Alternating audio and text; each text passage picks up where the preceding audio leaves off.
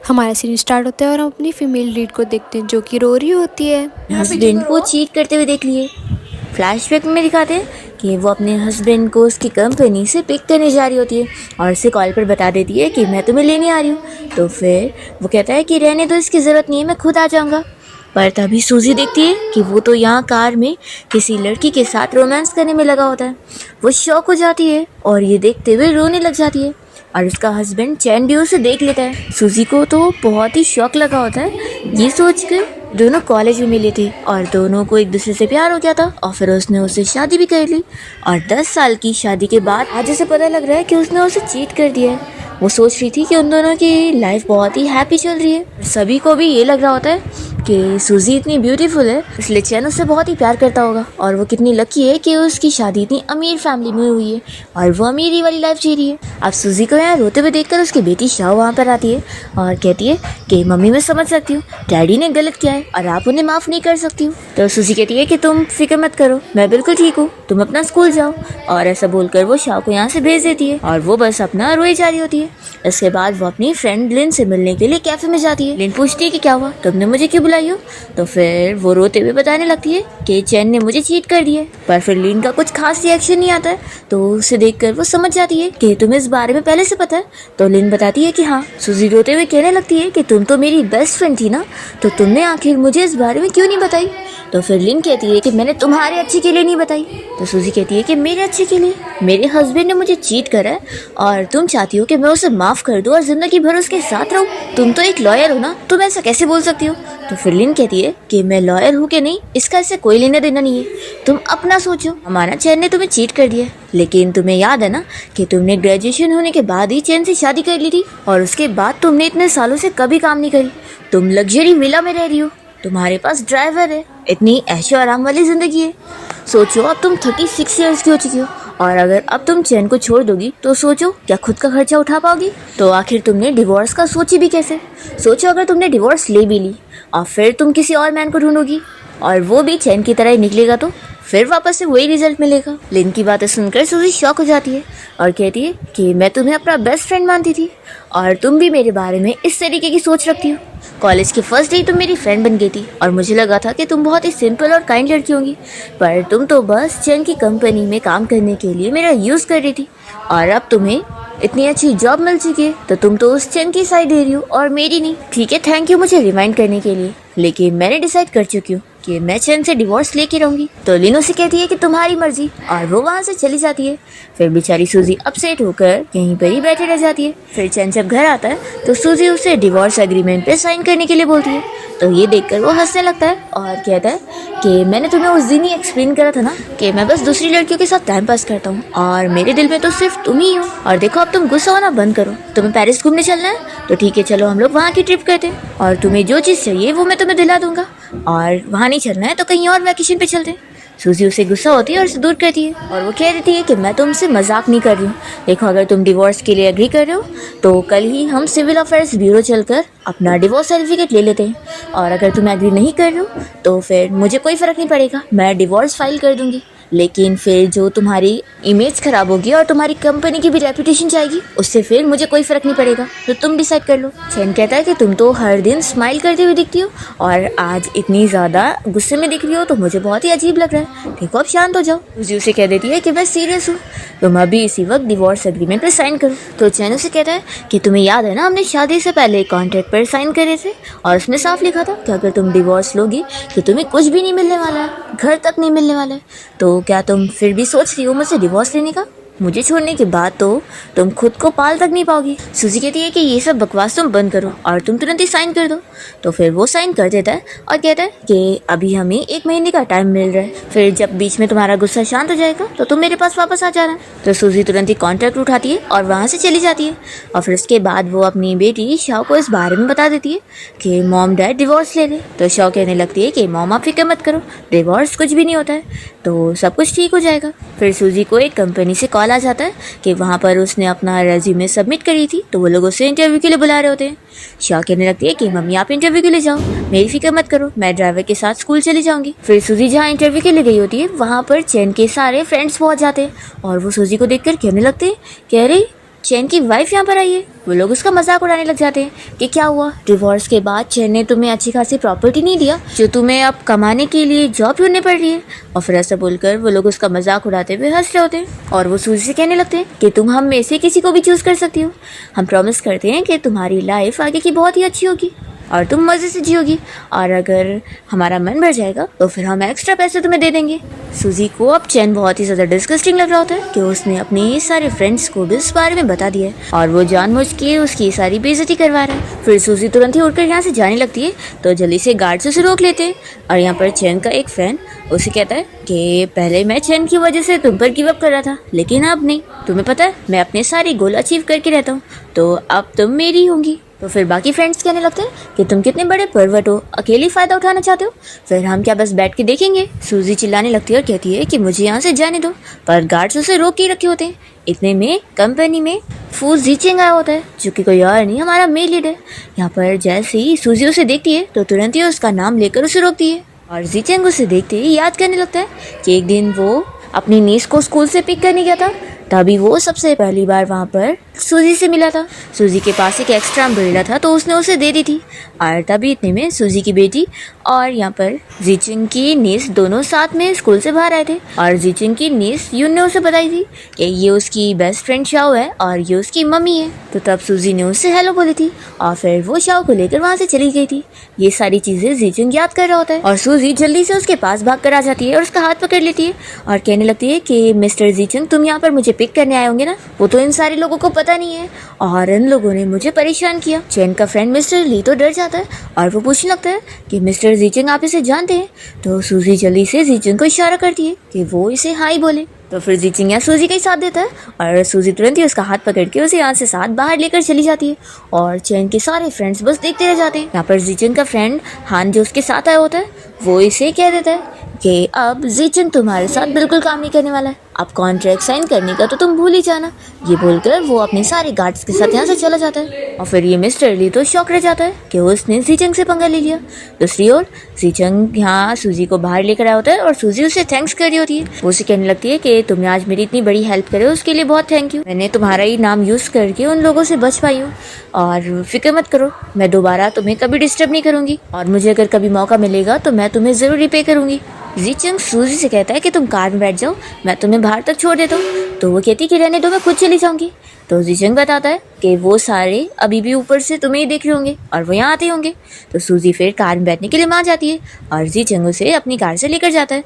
तभी चैन के फ्रेंड्स बाहर निकल कर इन लोगों को ही देख रहे होते हैं और वो समझ जाते हैं कि अब वो लोग सूजी से पंगा नहीं ले सकते। फिर सूजी थोड़ा दूर पे आने के बाद कार से उतर के चली जाती है और यहाँ पर जीचिंग का फ्रेंड हान उसे पूछने लगता है कि आखिर वो है कौन, तो उसे कैसे जानता है।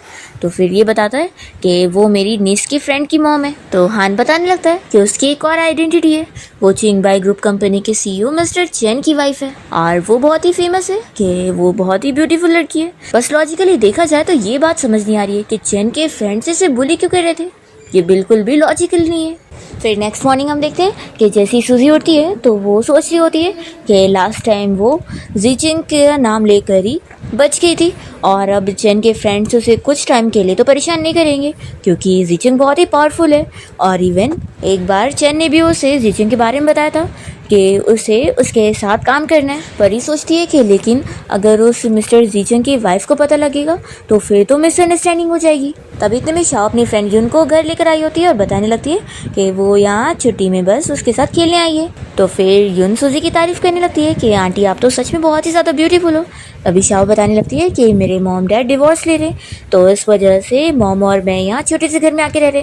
तो यून कहती है कि ये छोटा सा बिल्कुल नहीं है, मुझे तो बहुत ही अच्छा लग रहा है और आंटी मैंने आपके बारे में सुनी हूँ कि आप बहुत ही अच्छी कुकिंग करती हो। तो फिर शाओ जल्दी से सूजी की तारीफ़ें करने लगती है कि सच में मेरी ये मम्मी बहुत ही टेस्टी खाना बनाती है। फिर सूजी कहती है कि मैं तुम लोग के लिए खाना बना कर आती हूँ, तुम लोग बैठो। फिर इसके बाद ये लोग साथ में खाना खाते हैं और यहाँ पर यून तो खाना टेस्ट करने के बाद सूजी की और भी तारीफ़ें कर रही होती है और कहती है कि आंटी आपको तो रेस्टोरेंट ओपन करना चाहिए, मैं तो आपको फुल सपोर्ट करने वाली हूँ। तो सूजी कहती है कि सपोर्ट करने के लिए थैंक यू, एक्चुअली मैं इतने सालों से अलग अलग खाने पकाना सीख चुकी हूँ तो मैं भी सोच रही हूँ कि मैं इस पर काम करूँ। तो फिर शाओ भी कहने लगती है कि मम्मी मैं भी आपको फुल सपोर्ट करने वाली हूँ और अपने सारे फ्रेंड्स लोग को आपके कुकिंग के बारे में बताने वाली हूँ। तभी यून कहने लगती है कि आंटी मेरे घर पे अभी कुछ इवेंट होने वाला है और मैं चाहती हूँ कि आप हमारे लिए कुकिंग करो। आप इतना टेस्टी खाना बनाती हो तो देखना मैं आपको बहुत सारे ऑर्डर दिलवा दूंगी। सूजी कहती है कि उसके लिए एडवांस में थैंक यू, लेकिन इस बारे में तुम्हें अपने घर के बड़ों से पहले पूछ लेना चाहिए ना। तुम किसके साथ रहती हो? अपने अंकल आंटी के साथ ना। तो फिर यून तुरंत ही बताने लगती है कि मेरी कोई आंटी नहीं है, मेरे अंकल की तो शादी ही नहीं हुई, वो तो अभी सिंगल ओल्ड बैचलर है। फिर ये सुनते के साथ ही सूजी सोचती है कि चलो अब कम से कम कोई मिसअंडरस्टैंडिंग तो नहीं होगी। फिर सूजी यून और शाओ को बाहर लेकर जाती है और यहाँ पर यून को लेने के लिए जीचंग खुद आया होता है। तो यून शॉक होती है कि अंकल आप कहाँ से आ गए, आपको अपने काम से इतनी फ्री टाइम मिल गया कि आप मुझे पिक करने आ गए। और फिर वो तुरंत ही बताने लगती है कि आंटी ये मेरे अंकल है और अंकल ये मेरी फ्रेंड की मॉम है। वैसे तो आप लोग एक दूसरे से पहले मिल चुके होंगे। तो सूजी कहती है कि हाँ, और फिर वो इन लोग को बाय कर देती है और यहाँ पर सूजी अपनी बेटी शाओ के साथ वापस से घर में चली जाती है और यून यहाँ पर जीचंग के साथ कार से जाते हुए कहने लगती है कि अंकल ज़रूर आपके काम की छुट्टी हो गई होगी ना, तभी आप यहाँ पर आए हो। वैसे आप सच में बहुत ही वर्कहोलिक हो। आप बताओ क्या आपका सच में कोई शादी करने का इरादा नहीं है? आपको इतनी बोरिंग लाइफ बितानी है? तो यहाँ पर फिर वो गुस्से पर उसे देखने लगता है। तो ये कहती है कि नहीं अंकल, आप तो बहुत ही अच्छी लाइफ बिता रहे हो। सिंगल होना तो अच्छा ही है ना, बिना शादी करे आप लोग कितना कंफर्टेबल लाइफ जी रहे होंगे। जैसे कि आंटी सूजी भी अब सिंगल हो चुकी है और अब वो कितना खुशी से अपनी लाइफ जी रही है। तो सुनती के साथ ही जीचंग पूछने लगता है कि वो सिंगल है। तो फिर ये बताने लगती है कि हाँ, शाओ ने मुझे बताई है कि उसके मॉम डैड डिवोर्स ले रहे हैं और बस 1 महीने के अंदर उन लोग का डिवोर्स प्रोसीजर कंप्लीट हो जाएगा। और वो सूजी की तारीफ करने लगती है कि आंटी सच में बहुत ही अच्छा खाना बनाती है और इवन हमारे घर के हायर किए हुए शेफ से भी काफ़ी ज़्यादा अच्छा। और मैं तो सोच रही हूँ कि बस अब आंटी सूजी जब आगे चल के फ्यूचर में कुकिंग का काम शुरू करने वाली है तो मैं तो उन्हें ज़रूर हायर करूँगी। और फिर ये सब बताते हुए यून कहने लगती है कि अंकल के हमारे घर में कोई इवेंट होने वाला है, हम आंटी को बुला सकते हैं कुकिंग के लिए। ऐसे उनका भी फ़ायदा होगा, उनको भी और काम वगैरह मिल जाएगा और ऐसे उनकी हेल्प हो जाएगी। पर फिर यहाँ जीचंग कुछ नहीं कह रहा होता है। तो फिर यून सोचती है कि ये सब मैंने क्या बोल दी, अंकल को बिल्कुल पसंद नहीं है कि कोई भी स्ट्रेंजर घर पे आए, तो वो तो पक्का अब गुस्सा हो जाएंगे। पर तभी जीचंग तो इस चीज़ के लिए मान जाता है और कहता है कि तुम्हारे घर पे जो पेंटिंग्स है उन्हें दिखाने के लिए अपने फ्रेंड्स लोग को बुला लेना। तो फिर यून कहने लग जाती है कि फिर नेक्स्ट वीकेंड को। तो ये कहता है कि नहीं, इसी वीकेंड को बुला लो। तो वो शॉक हो जाती है कि इतना जल्दी। तो फिर ठीक है, मैं सूजी आंटी को बता दूंगी कि वो परसों हमारे घर पे आ जाए। फिर वीकेंड वाले दिन जैसे ही यहाँ पर जीचंग अपना जिम के लिए निकल रहा होता है तभी वो देखता है कि सूजी यहाँ पर शाओ के साथ उसके घर पे आई होती है। वो तो उसे देखते ही रह जाता है और फिर वो उसे कहता है कि तुम आराम से किचन जा सकती हो और पूरे घर में भी घूम सकती हो। और ऐसा बोलकर वो वापस से अपने रूम में चला जाता है और फिर वो तो बड़ा तैयार वैयार होकर अच्छे से बैठ कर यहाँ मैगजीन पढ़ रहा होता है। तो फिर यून को शौक लग रहा होता है कि अंकल आप कहाँ घर पे रुक गए, क्या आज आपको काम पर नहीं जाना है? तो जीचंग कहता है कि आज वीकेंड है। यून और शौक होती है कि अंकल आप कब वीकेंड पर छुट्टी लेने लग गए? वैसे तो ये बहुत अच्छी बात है क्योंकि अब आप यंग नहीं रहे, आपको भी अपनी हेल्थ पर ध्यान देना चाहिए। तभी शाओ यहाँ पर उसके अंकल की तारीफ करने लगती है कि वो तो कितने ज़्यादा हैंडसम है और यंग भी लगते हैं क्योंकि आखिर वो रोज़ इतनी एक्सरसाइज जो करते होंगे। तो फिर यून तो बुराई करने लग जाती है कि क्या पता वो बस बाहर से स्ट्रांग दिखते होंगे और अंदर से होंगे ही नहीं। तभी जीचंग तो तुरंत ही उठकर चला जाता है और फिर शाओ और यून भी आपस में डिस्कस करते हैं कि चलो ब्रेकफास्ट रेडी हो गया होगा, हम लोग भी खाने चलते हैं। और उन लोगों से पहले ही जीचंग यहाँ सूजी के हाथों का ब्रेकफास्ट खाने के लिए बैठ चुका होता है और वो उसे ब्रेकफास्ट सर्व करके चली जाती है। तभी जीचंग को ये ब्रेकफास्ट खाता देखकर यून शॉक हो जाती है और अपनी फ्रेंड शाओ से कहती है कि तुम मुझे पिंच करो, कहीं तो मैं सपना तो नहीं देख रही हूँ, मेरे अंकल ब्रेकफास्ट कर रहे हैं। तो शाओ कहती है कि अंकल ब्रेकफास्ट नहीं करेंगे तो क्या करेंगे?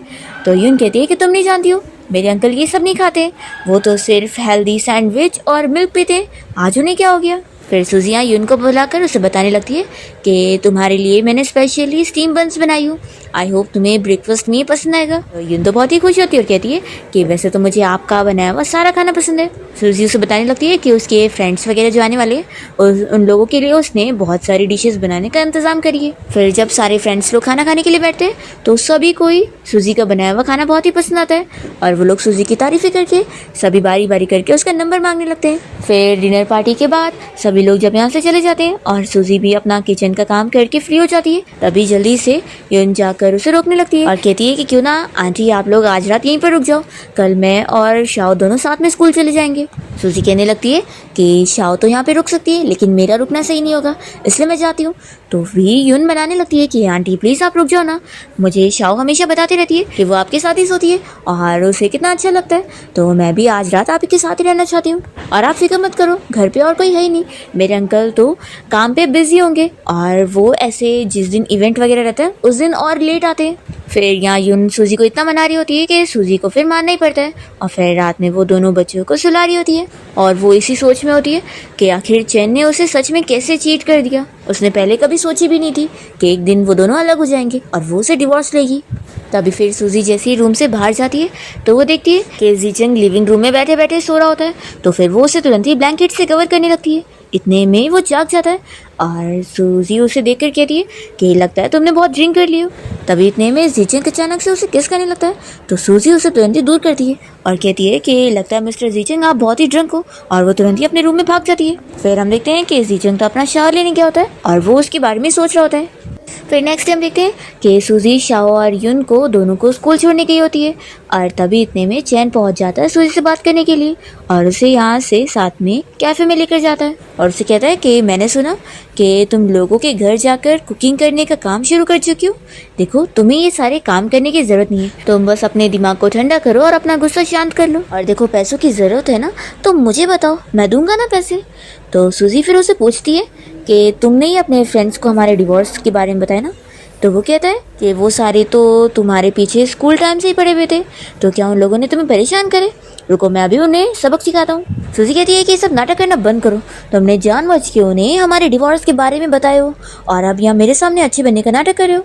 तो फिर वो कहने लगता है कि एक्चुअली मैंने जब ड्रिंक कर लिया होगा तो गलती से उन्हें बता दिया होगा, मुझे खुद भी नहीं पता चला, और तुम फिक्र मत करो, मैं उन्हें सबक सिखाने वाला हूँ और बस अब तुम बाहर काम करने मत जाओ। देखो मुझे तुम्हें ऐसे काम करता हुआ देखकर कितना बुरा लग रहा है, तो तुम वापस से घर चलो।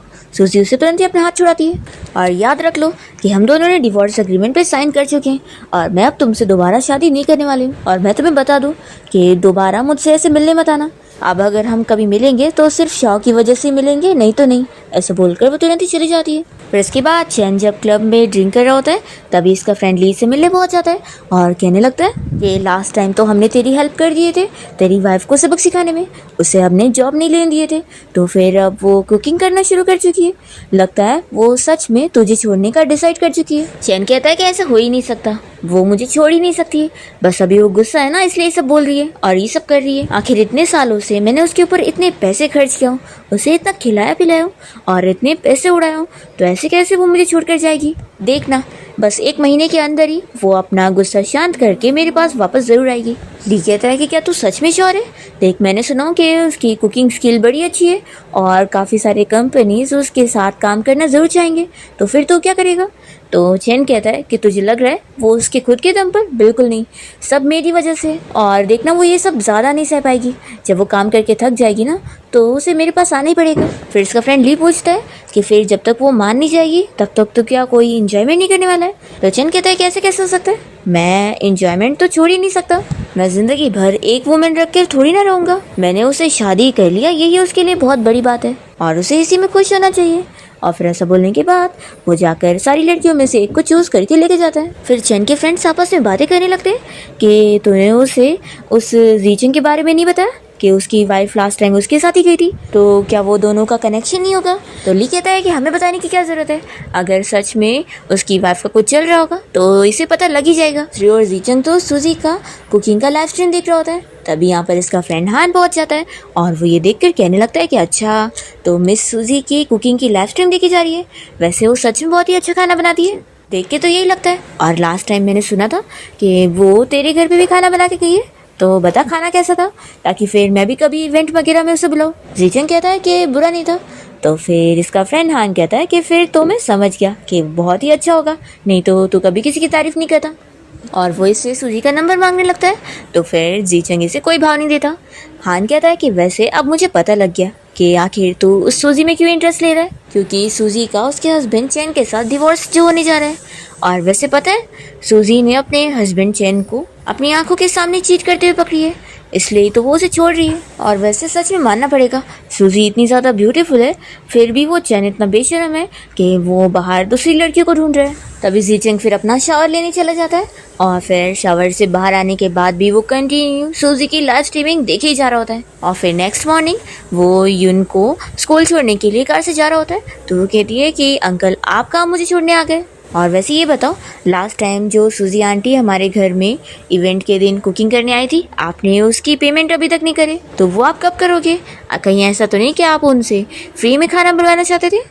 ज़ीचेंग कहता है कि उसकी तुम फिक्र मत करो, मैं तुम्हारी सूजी आंटी से वो पैसे के बारे में डिस्कस कर लूँगा। और फिर यहाँ ज़ीचेंग को स्माइल करता हुआ देखकर यून शॉक होती है कि पहली बार मैं अपने अंकल को इतना ज़्यादा खुश देख रही हूँ। फिर इसके बाद जैसे ही ज़ीचेंग यून को लेकर स्कूल पहुंचता है तो यून यहाँ शाओ के पास आती है और शाओ को छोड़ने के लिए चैन आया होता है और वो देख लेता है कि ज़ीचेंग यहाँ पर अपनी नीस को छोड़ने आया था, तो वो तुरंत ही उसके पास पहुंच जाता है और कहता है कि मिस्टर ज़ीचेंग, मुझे तो पता ही नहीं था कि मेरी बेटी आपकी नीस की फ्रेंड है।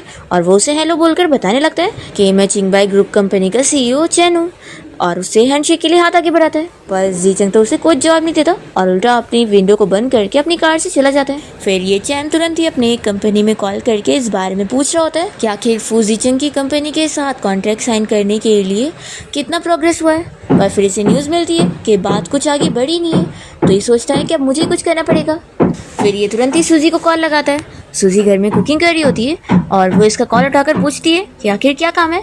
तो फिर वो कहने लगता है कि चलो हम लोग शाओ को खुश करने के लिए घर पे एक पार्टी रखते हैं और उसके सारे फ्रेंड्स लोग को भी बुला लेंगे, तो फिर वो कितनी खुश होगी। मैं चाहता हूँ कि हम दोनों के बारे में अगर जैसे लोगों को पता चल रहा है तो भी हमारी बच्ची के ऊपर इफेक्ट ना पड़े। सूजी कहती है कि वो तो ऑफ कोर्स है कि मैं भी वही चाहती हूँ, लेकिन इस बारे में पहले शाओ से पूछ लेना चाहिए कि वो ये चाहती है कि नहीं। चैन कहता है कि ठीक है, फिर वो मैं अपनी बेटी से खुद ही पूछूंगा और हम लोग साथ में बाहर आज डिनर करेंगे। और वो उसे रेस्टोरेंट में आने के लिए बोलता है। तभी हम देखते हैं ज़ीचेंग को, जो कि जब यहाँ रेस्टोरेंट में बैठा होता है तभी वो सूजी और चैन को यहाँ देख लेता है और उन लोग की बातें भी सुनने लग जाता है। सूजी चैन से पूछती होती है कि बताओ तुम्हें क्या डिस्कस करना था। तो फिर वो शाओ से कहने लगता है कि पार्टी में तुम अपने सारे फ्रेंड्स और उनकी फैमिलीज़ को भी बुलाना और तुम्हारी वो जो खास फ्रेंड है ना उसे भी बुलाना। तो शाओ बताने लगती है कि ये उनके पेरेंट्स तो नहीं है लेकिन उसके अंकल है और उसने मुझे बोली है कि वो अपने अंकल के साथ ज़रूर आएगी। फिर इसके बाद ये लोग जब लिफ्ट से जाने वाले होते हैं तभी यहाँ ज़ीचेंग भी आकर खड़ा हो जाता है। तो चैन उसे देखकर जल्दी से फिर से उसे बातें करने लगता है कि मिस्टर ज़ीचेंग कितना बड़ा कोइंसिडेंस है, हम लोग फिर मिल गए। पर अभी ज़ीचेंग बहुत ही जेलस होता है, इसलिए वो इस चैन से कोई बात नहीं करता और यहाँ से चला जाता है। तो फिर यहाँ चैन को गुस्सा आ जाती है और वो शाओ को चिल्लाने लगता है कि यून तो तुम्हारी अच्छी फ्रेंड थी ना, तो आखिर उसके अंकल आखिर तुमसे कोई बात क्यों नहीं करे और वो इतने गुस्से में क्यों लग रहे थे। देखो तुम कुछ खराब मत कर देना, नहीं तो फिर मेरा बिजनेस भी खराब होगा।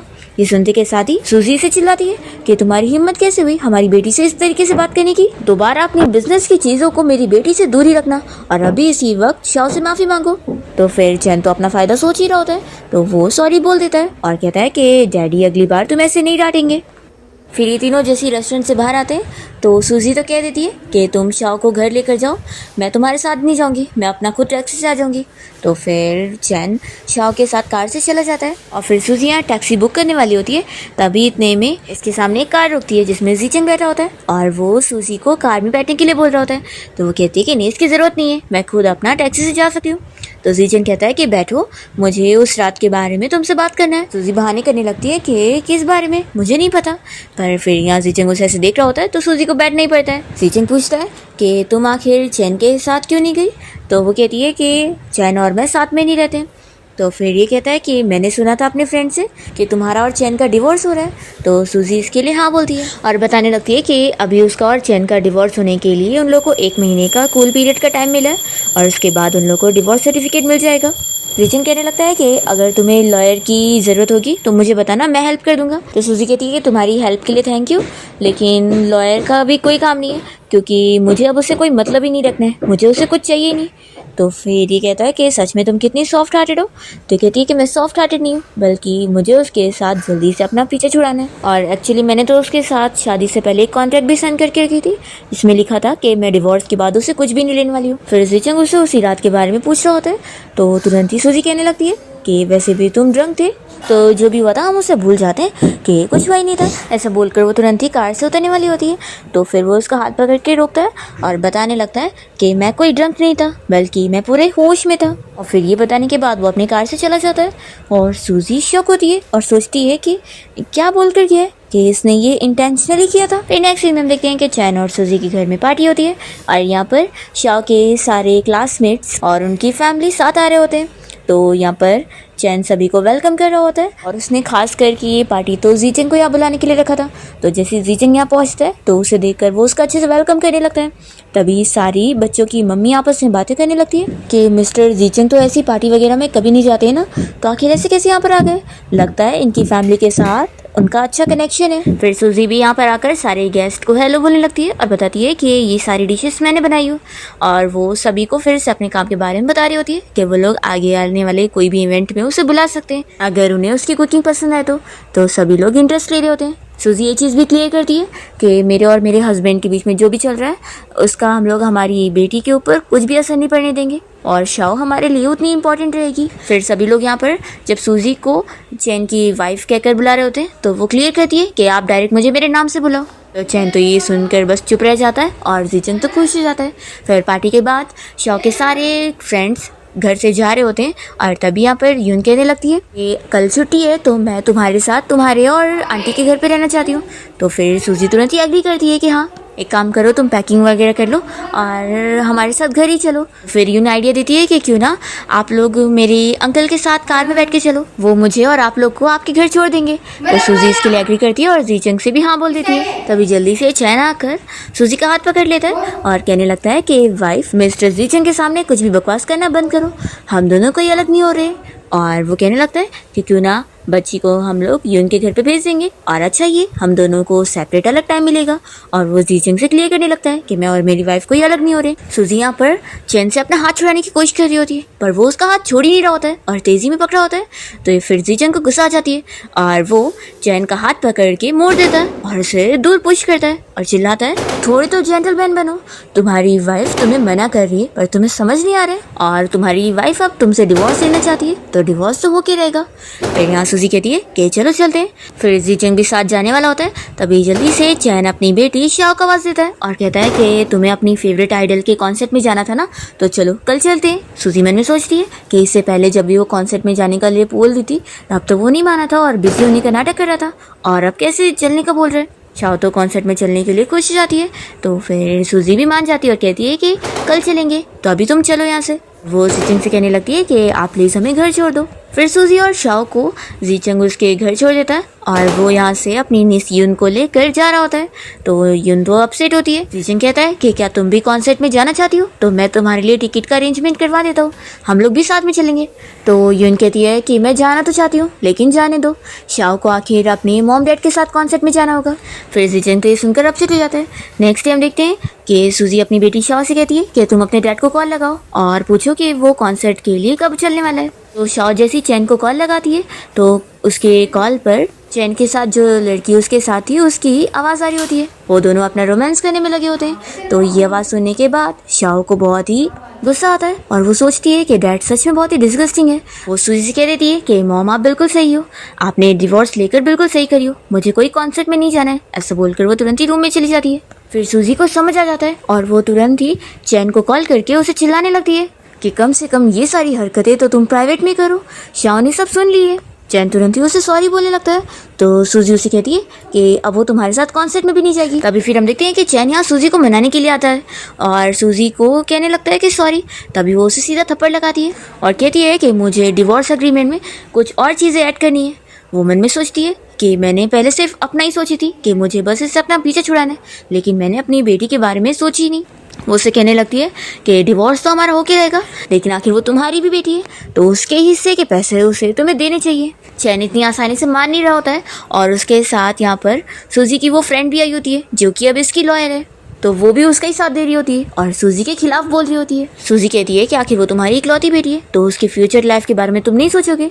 तो फिर चैन एग्री कर लेता है कि ठीक है, आफ्टर ऑल वो मेरी बेटी है तो मैं उसे बैडली ट्रीट नहीं करूँगा। सूजी कहती है कि अच्छी बात है तुम मान गए हो और मैं तुम्हें बता दूं कि वो अभी तुम्हारे साथ कॉन्सर्ट में नहीं जाना चाहती है और ये कहकर सूजी और फिर सूजी घर आने के बाद अपनी बेटी शाओ के पास आती है और उसे बताने लगती है कि मुझे कोई काम से मिस्टर जीचंग के घर पे जाना है, उनसे कोई चीज़ के बारे में बात करनी है, तो क्या तुम भी चलना चाहोगी वहाँ पर यून के साथ खेलना। तो फिर शाओ तो खुश हो जाती है और चलने के लिए रेडी होती है। फिर दोनों साथ में जीचंग के घर पे पहुँच जाते हैं और यहाँ पर यून कहने लगती है कि आंटी आप मेरे अंकल से बात कर लो, जब तक मैं और शाओ खेलने जा रहे हैं। सब बोलकर वो शाओ को लेकर चली जाती है। तो सूजी सोचती है कि अब मुझे सामने सामने उस जीचंग से अकेले में बात करनी होगी, आखिर मैं कैसे करूँगी। फिर वो अपने आप को समझा रही होती है कि मैं ये कर सकती हूँ। फिर सूजी मेड से बोलकर जीचंग से बात करने जाती है और देखती है कि वो यहाँ स्विमिंग पूल में होता है। तभी वो उसे देखती रह जाती है और जीचंग जो फिर जैसे ही बाहर आता है तो वो पूछता है कि मैंने सुना कि तुम्हें मुझसे कुछ बात करनी थी। तो सूजी बताती है कि एक्चुअली मुझे तुम्हारी हेल्प। ये सुनते के साथ ही वो पूछता है कि कहीं चैन ने तुम्हें परेशान तो नहीं किया। तो वो कहती है कि ऐसी बात नहीं है, सब कुछ ठीक है, बस अब मैं ये सब शौक के लिए कर रही हूँ। पहले मैंने इस बारे में ठीक से सोची ही नहीं थी, लेकिन अब मुझे शाओ का ख्याल आ रहा है और मैं सोचती हूँ कि कम से कम डिवोर्स के बाद मुझे शाओ के लिए चीज़ें तो ले लेनी चाहिए कि उसका तो फ्यूचर अच्छा रहे। उसके हक की चीज़ें मुझे अब चैन से लेनी है, तो इस वजह से मुझे लॉयर चाहिए था। जीचंग कहता है कि ठीक है ऐसी बात है, तो फिर हम इस बारे में बात करते हैं, तुम लिविंग रूम में मेरा इंतजार करो, मैं अभी ड्रेस पहन कर आता हूँ। फिर जीचंग कहता है कि बस वेट करो, लॉयर अभी यहाँ पर आते होगा। तो ये मन में सोचती है कि आखिर बस कॉल पे बात करके मैं इससे लॉयर का नंबर इजीली ले सकती थी, पता नहीं ये सब क्या चल रहा है, मैं यहाँ पर क्यों आ गई। फिर जीचंग पूछता है कि आज तो तुम लोग कॉन्सर्ट के लिए जाने वाले थे ना। तो वो कहती है कि बस कुछ काम पड़ गया इसलिए आज नहीं जाएंगे। तो जीचंग तो खुशी होता है कि वो लोग नहीं गए। फिर जैसे यहाँ पर जीचंग का लॉयर फ्रेंड पहुँच जाता है तो जीचंग सूजी से उसे मिलवाने लगता है कि ये मेरा फ्रेंड मिंग है और अब यही तुम्हारा लॉयर होगा। फिर सूजी यहाँ पर लॉयर से इस बारे में बात करती है कि उसने पहले से ही चैन के साथ एक एग्रीमेंट भी साइन करी थी जिसमें था कि उसे कुछ भी नहीं मिलने वाला है। तो फिर यहाँ पर वो उसके साथ ये डिस्कस कर रहा होता है कि कैसे वो शाओ को चैन के शेयर्स और एसेट्स दिलवाएगा। सूजी को यहाँ पर कॉन्ट्रैक्ट पूरा डिटेल में जानने के बाद पता लगता है कि उसकी लॉयर फ्रेंड तो इतनी ज़्यादा धोखेबाज थी कि उसने चैन ने जो ये सारी कॉन्ट्रैक्ट में इतने गलत गलत रूल्स बनवाया वो सारी चीज़ें भी उसे बताई नहीं थी और साइन करवा ली थी। फिर नेक्स्ट हम देखते हैं कि सूजी अपने इस लॉयर के साथ चैन और उसकी लॉयर यानी कि अपनी फ्रेंड लिन से मिलने जाती है और यहाँ पर ये जो एसेट्स है उनके बारे में बता रहा होता है और कहता है कि डिवोर्स के बाद सूजी के पास पूरा हक है कि सारी चीज़ों में उसका हिस्सा है और उसे वो सब मिलना चाहिए। सूजी तो बहुत ही इम्प्रेस होती है कि सच में ये लॉयर तो कितना ज़्यादा काम का है, मिस्टर जीचंग ने मुझे इतना अच्छा लॉयर सजेस्ट करे जो कि रातों रात चैन की सारी डिटेल इन्फॉर्मेशन पता कर चुका है। फिर यहाँ चैन इसके लिए एग्री करने लग जाता है कि वो सारे हाफ चीज़ें देने वाला है। तो फिर लिन कहने लगती है कि अगर वो अपने हाफ शेयर्स दे देगा तो फिर कंपनी के ऊपर असर पड़ेगा। तो तुरंत ही फिर सूजी का लॉयर कहता है कि बिल्कुल नहीं, मैंने इस कॉन्ट्रैक्ट में सारी चीज़ें डिटेल में मेंशन की और कोई भी असर नहीं पड़ेगा। सूजी कहने लगती है कि लिन क्या तुम यहाँ पर चैन को भड़का रही हो कि वो अपनी बेटी को इतना भी ना दे, क्या मेरी बेटी शाओ इतना भी डिजर्व नहीं करती है, ऐसा वो चैन को सुनाने लगती है। तो चैन कहता है कि ऑफ कोर्स मेरी बेटी ये डिजर्व करती है, मैं उसे दे के रहूँगा। तो सूजी फिर उसकी तारीफ करने लगती है कि मैं जब शाओ को बताऊंगी ना ये सब तो वो कितना खुश होगी, तुम उसके कितने अच्छे डैड हो। और फिर ये सारी बातें करने के बाद वो लिन से कहती है कि अभी तुम मेरे साथ बाहर चलना, मुझे तुमसे बात करनी है। फिर सूजी लिन के साथ बाहर बात करने जाती है और उसे अपनी मन की सारी बातें सुना देती है कि वो कितनी ज़्यादा ख़राब है और वो आज तक बस उसका यूज़ करते आई है। यहाँ पर सूजी उससे ऑफिशियली अपनी फ्रेंडशिप ख़त्म कर लेती है और कहती है कि अब मुझे तुमसे कोई लेना देना नहीं रखना है। दूसरी तरफ जीचंग से उसका लॉयर फ्रेंड उसके ऑफिस में मिलने जाता है और उसे बताता है कि उसने अपना काम अच्छे से कर दिया है, तो बताओ मुझे मेरी पेमेंट कैसे मिलेगी। सूजी ने तो मुझसे पेमेंट की कोई बात ही नहीं करी। तो ये कहता है कि ऑफ कोर्स तुम उसकी फिक्र मत करो, वो सब मैं दूंगा। तो फिर इसका फ्रेंड गॉसिपिंग के लिए उसे पूछने लगता है कि तुम दोनों के बीच में कुछ चल रहा है क्या। तो जीचंग तो उसे नहीं बताता और कहता है कि तुम बस अपना पैसे लो और काम पूरा करो। फिर इसके बाद सूजी चैन के साथ मिलकर शाओ को स्कूल से पिक करने जाती है और फिर यहाँ से चैन शाओ को अपने घर लेकर चला जाता है और सूजी अपने घर आ जाती है। तो वो सोचती है कि अब मुझे लॉयर की पेमेंट कर देनी चाहिए। वो तुरंत ही लॉयर को कॉल लगाती है पर वो बताता है कि मिस्टर जीचंग ने मुझे ऑलरेडी पे कर चुके हैं, तो अगर आपको कुछ बात करनी है तो आप उनसे बात कर लो। फिर सूजी तुरंत ही शाओ को कॉल लगाती है और उसे पूछती है कि क्या तुम अपनी फ्रेंड यून से पूछकर उसके अंकल की सारी पसंद की चीज़ें और हॉबीज़ के बारे में पूछकर मुझे बता देना। एक्चुअली मुझे मिस्टर जीचंग को थैंक्स करना था, उन्होंने लॉयर दिलाने में मुझे हेल्प करे। फिर दूसरी तरफ हम वहाँ चैन को देखते हैं जो कि क्लब में जाके ड्रिंक कर रहा होता है। तभी इसके पास लिन पहुँच जाती है और अब वो भी इसका फ़ायदा उठाने के लिए इसे सेड्यूस कर रही होती है। तो यहाँ चैन तो इसके साथ भी अफेयर चलाने लग जाता है। फिर नेक्स्ट डे सूजी अपने घर में कुकिंग कर रही होती है, तभी इसे जीचंग का कॉल आता है और वो उसे बताने लगता है कि मुझे डेजर्ट पसंद नहीं, और वो अपनी पसंद की सारी डिशेस का नाम उसे बताने लगता है और कहता है कि मेरी हॉबीज़ है टेनिस और गोल्फ। सूजी शॉक हो जाती है कि ये पर्सनली मुझे कॉल करके अपने बारे में ये सब बता रहा है, पता नहीं शाह ने कैसे पूछी होगी। फिर वो एक्सप्लेन करने लगती है कि असल में आपने मुझे लॉयर दिलाने में हेल्प करे थे ना, तो मैं बस उसके लिए थैंक्स करना चाहती थी। वो बस मैंने इसलिए पूछी थी कि आपको क्या खाना पसंद है, तो मैं वो बना देती या आपको कोई गिफ्ट दे देती। अब आपने डिशेस बता दी हो तो मैं वही खाने में बना दूंगी और आप खाने के लिए आ जाना, मैं आपको ये थैंक्स करने के लिए कर रही हूँ। जी चंग तो तुरंत ही एग्री कर लेता है कि ठीक है, हम लोग आज रात ही डिनर पे चलते हैं। और फिर ये सब बोलकर वो बाय बोलकर कॉल कट कर देता है और फिर बहुत ही ज़्यादा खुश होने लग जाता है। दूसरी तरफ सूजी से मिलने के लिए लीन आई होती है और उसे कहती है कि फालतू में ये सारी चीज़ों के झंझट में तुम पड़ रही हो, देखो अगर कोर्ट तक ये चीज़ बात जाएगी ना तो तुम केस हारी जाओगी, और इसलिए वो उसे कोई कॉन्ट्रैक्ट पर साइन करने के लिए बोल रही होती है। सूजी कहती है कि निकलो यहाँ से, मैं कोई फूल नहीं हूँ, और केस करना है ना तो करो, मैं भी देखती हूँ कि कौन जीतता है। ऐसा बोलकर वो चली जाती है और फिर यहाँ पर जीचंग उसे पिक करने आया होता है। तो सूजी जब उसकी कार में बैठी होती है तभी ये सब लिन देखते हुए जल्दी से इन लोग का फोटो लेने लग जाती है और सोचती है कि मैंने इसे अंडर एस्टिमेट करी, इसका इतने पावरफुल बंदे के साथ कनेक्शन है, मैं इस बारे में चैन को बताऊंगी। और फिर वो तो इन लोग की कार को फॉलो भी कर रही होती है। तो यहाँ पर जीचंग इस बारे में सूजी को बता देता है। सूजी कहती है कि उसे फॉलो करने दो ताकि उसे अपनी मन की खुशी मिल जाए। और फिर इसके बाद सूजी यहाँ जीचंग के घर पे आके कुकिंग कर रही होती है और वो भी बहुत थोड़ी चीज़ें उसे पकड़ाने में हेल्प कर रहा होता है। तभी इतने में घर पे यून और शाह स्कूल से आ जाते हैं और यून तो सूजी को देखकर खुश हो जाती है और उसे हक करके कहने लगती है कि आंटी आप फिर से यहाँ पर आ गई और आज मैं फिर से आपके हाथ का बना हुआ खाना खाने वाली हूँ। तभी फिर यून जीचंग को देखकर पूछती है कि अंकल आप यहाँ पर क्या कर रहे हो, आप तो कभी ऐसी किचन की जगह पे नहीं आते, आपको कुकिंग स्मेल पसंद नहीं थी। और फिर जीचंग की मसल्स देखकर यून कहने लगती है कि अंकल आप शाओ को भी अपने मसल्स सिखाओ। तभी जीचंग तो तुरंत ही यहाँ से जाने लगता है और यून शाओ को इस बारे में बता रही होती है कि लेकिन मेरे अंकल का मसल्स होने का क्या ही फायदा है, इतने सालों में उनके आसपास मुझे एक लड़की तक नजर नहीं आई है। तभी सूजी भी जीचंग के मसल्स के बारे में जब सुनती है तो वो याद करने लगती है कि उस दिन जब वो स्विमिंग कर रहा था तो उसने उसे अच्छे से देख ली थी। तभी फिर सूजी ये सब सोचकर जल्दी से इन लोग से कहती है कि चलो अब हैंड वॉश कर लो और खाने के लिए बैठो। फिर लोग जब डिनर करने के लिए बैठते हैं तो यून कहने लगती है कि क्यों ना आज सेलिब्रेट करने के लिए ड्रिंक करें। तो फिर सूजी मना करती है कि तुम दोनों अभी छोटे हो, तुम लोग ड्रिंक नहीं कर सकते। तो यून कहती है कि मैं और शाओ जूस पियेंगे और अंकल और आप ड्रिंक करना। सूजी आंटी आपको पता नहीं है, मेरे अंकल के पास बहुत ही स्पेशल वाइन है। जीचंग भी कहने लगता है कि हाँ थोड़ी सी वाइन ड्रिंक करते। फिर यहाँ डिनर करते हुए सूजी कहने लगती है कि तुमने मेरी इतनी बड़ी हेल्प करो तो ये डिनर के साथ साथ मैं लॉयर की फ़ीस भी पे करना चाहती हूँ, तो तुम बस मुझे अमाउंट बता दो, मैं ट्रांसफ़र कर दूँगी। तो वो कहता है कि इसकी ज़रूरत ही नहीं है क्योंकि वो लॉयर मेरा फ्रेंड है। तो फिर ये कहती है कि लेकिन मुझे तो उन्होंने बताया था कि तुमने उसे ऑलरेडी फ़ीस पे कर चुके हो। तो जीचंग बताता है कि उसने बस तुम्हारे साथ मजाक किया। तो सूजी कहती है कि अच्छा ये बात है, लेकिन चाहे जो हो मैं तुम्हें बस थैंक यू बोलना चाहती हूँ।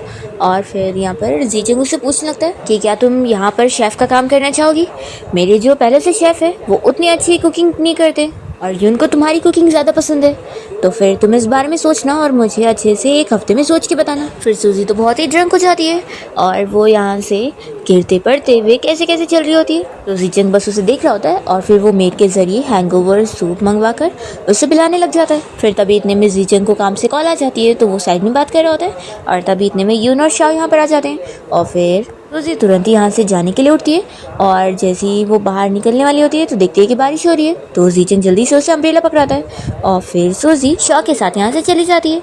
इसके बाद हम देखते हैं कि जीचंग यहाँ शावर ले रहा होता है और वो सूजी को ही याद कर रहा होता है। फिर नेक्स्ट हम देखते हैं कि सूजी शाओ को स्कूल छोड़ने जाती है और तभी उसे एक लेडी अपने बर्थडे पार्टी की तैयारी करने के लिए ऑर्डर दे देती है। तो फिर सूजी अपने पहले काम के लिए बहुत ही ज़्यादा खुश हो जाती है। दूसरी ओर हम देखते हैं कि लिन यहाँ चंद से मिलने उसकी कंपनी में गई होती है और उससे वो सूजी के बारे में भड़का रही होती है और उसे बता रही होती है कि लास्ट टाइम उसने कैसे सूजी और जीचंग को साथ में देखी थी और वो इसके मन में डालती होती है कि दोनों का कुछ तो चल रहा है, पर चैन मानने के लिए तैयार नहीं होता कि सूजी ऐसा कर ही नहीं सकती है। तो फिर लिन इसे दूसरी चीज़ प्रोवोक करने लगती है कि तुम ही सोचो जब सूजी तुमसे डिवोर्स ले लेगी और वो तुम्हारे बारे में ये फैलाएगी कि तुम एक चीटर मैन हो, तो इसलिए मेरी बात सुन लो, जब ऐसे तुम फंस जाओगे तो तुम्हें उसे फंसाना है कि वो एक चीटर है। ऐसा वो इसे समझाने लगती है। तो चैन को लिन का आइडिया पसंद आता है। फिर नेक्स्ट सीन में हम देखते हैं कि जीचंग अपने फ्रेंड से मिलने के लिए क्लब गया होता है और तभी जैसे ही चैन उसे देख लेता है तो उसे आवाज़ देने लगता है कि मिस्टर जीचंग कितना बड़ा कोइंसिडेंस है, हम लोग यहाँ पर मिल गए। फिर जैसे ही वो जाने वाला होता है तो जीचंग उसे आवाज़ देकर कहता है कि तुम मेरे प्राइवेट रूम में आना, हम दोनों तुम्हारे कंपनी के प्रोडक्ट के बारे में बात करेंगे। तो फिर चैन तो ये सुनने के बाद बड़ा खुश हो जाता है। और यहाँ हम देखते हैं कि जीचंग जब अपने फ्रेंड हान के साथ बोर्ड गेम खेल रहा होता है तभी हान कहने लगता है कि तू तो अब मिस्ट्रेस बन चुका है और किसी बंदे की वाइफ के पीछे पड़ा हुआ है, और वैसे मुझे लगता है कि वो चैन भी ये जान चुका होगा। जीचंग कहता है कि इसमें मैं क्या कर सकता हूँ। तो फिर इसका फ्रेंड हान कहता है कि लगता है तुझे ये चीज़ बहुत ही एक्साइटिंग लग रही है। और फिर तभी इतने में चैन भी यहाँ पर आ जाता है अपनी कंपनी के प्रोडक्ट के बारे में जीचंग से बात करने के लिए, और वो गेम खेलते हुए उसे बताने लगता है और फिर अपने कंपनी की प्रोजेक्ट की फाइल भी उसे दे रहा होता है देखने के लिए।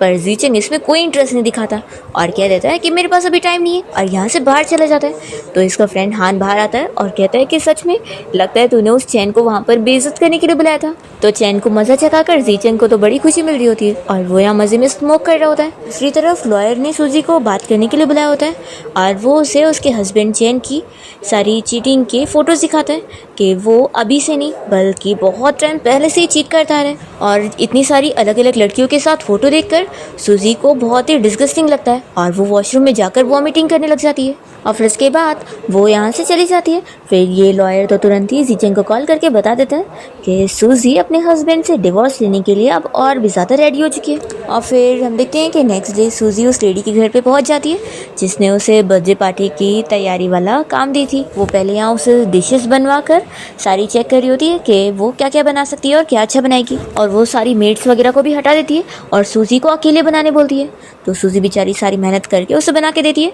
तो फिर वो कहती है कि ठीक है, अब कल मैं पार्टी रखने वाली हूँ और कल भी तुम्हें ही सारा बनाना है। फिर सूजी यहाँ से थकने के बाद एक मसाज सेंटर में जा रही होती है और तभी इतने में जीचंग उसे जैसे ही जाते हुए देख लेता है तो फिर वो रिसेप्शन पे जाके उसके बारे में पूछ रहा होता है। तो ये जो स्टाफ होती है वो तो उसे पर्सनल कस्टमर की इन्फॉर्मेशन बताने से मना कर देती है।